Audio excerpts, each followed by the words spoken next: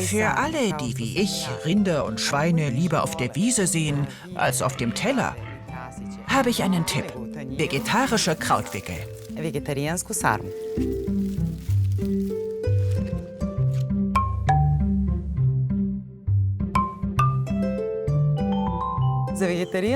Für die Füllung nehme ich statt Hackfleisch gemahlene Körner und Gemüse.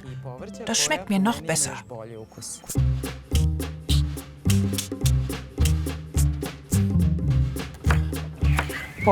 Das Gemüse kann altmodisch mit der Hand klein geschnitten werden.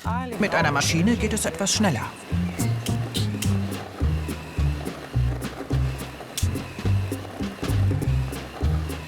Die Basis meiner vegetarischen Krautwickel sind Naturreis und geröstete Buchweizenkörner.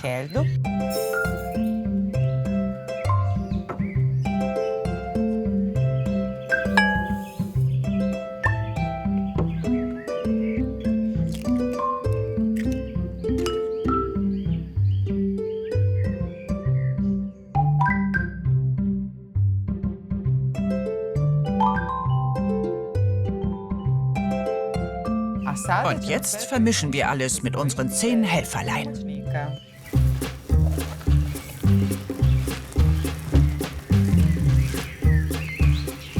Wir in der Vojvodina legen ganze Kohlköpfe ein.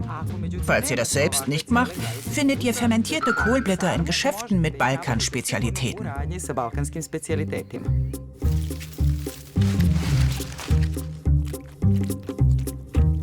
Damit die Krautwickel beim Kochen nicht auseinanderfallen, rollt ihr sie vorsichtig ein und stopft die seitlichen Ränder fest.